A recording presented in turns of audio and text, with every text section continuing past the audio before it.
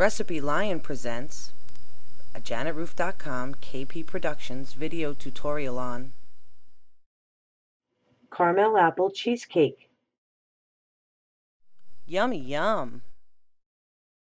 These are the items you will need to make a caramel apple cheesecake: 2 springform pans, an electric mixer, parchment paper, a large bowl, 2 bags of caramels, 3 eggs, 4 8-ounce packages of cream cheese, 2 tablespoons of cornstarch, 1 stick of butter, 1½ cups of chopped pecans, 2 cups of graham cracker crumbs, 1 1/3 cup of sugar, 1 small can of Dutch apples, 2 tablespoons of sugar cinnamon, evaporated milk 12 ounces, 2 tablespoons of vanilla, 1-inch deep pan, water for the pan, 1 cup of sour cream, foil, 2 tablespoons of extra butter, a baking sheet, and a spatula.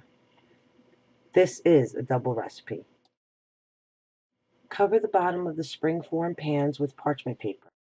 Tuck in the extra paper under the pan, pulling it tightly. Double cover the bottom and sides of springform pan with foil. Grease the bottom and sides of the springform pan well with butter.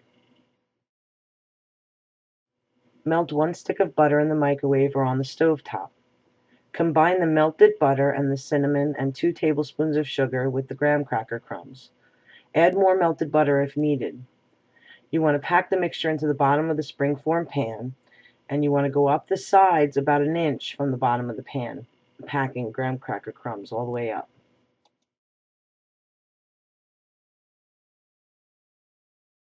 Place the springform pans in an inch baking sheet and bake at 350 for about 10 minutes. This will crisp up the crust. Then you want to cool it. On low heat, melt the caramels and evaporated milk.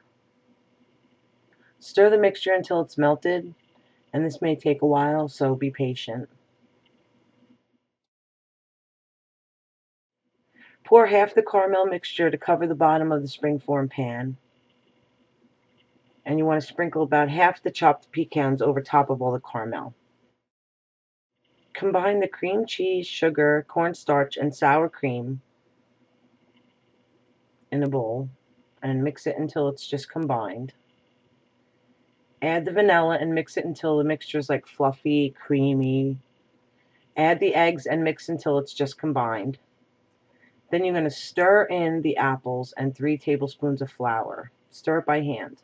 It's better. If you blend it, it's not going to taste right. Pour the mixture into the springform pan about halfway up. That should be enough to cover it. And spread it evenly between the 2 pans.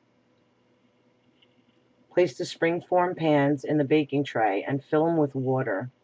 And this prevents the caramel from burning and getting really hard.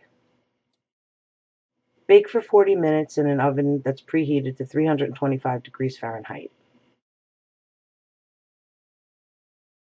Reheat the caramel and spoon over the cheesecake. It'll spread out because it'll heat up and just kind of even out. You sprinkle the remainder of the pecans over the caramel cheesecake, and you bake it for another 10 or 15 minutes, just until the center's set when you stick a toothpick in it.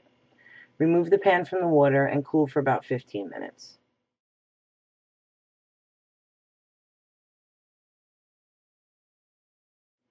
Carefully remove the cheesecake from the pan, and be sure to let it cool for at least 3 hours before you do this, and also before you stick it in the refrigerator.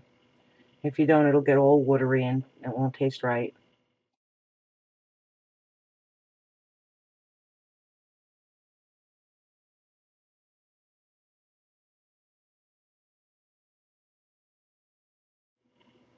And serve.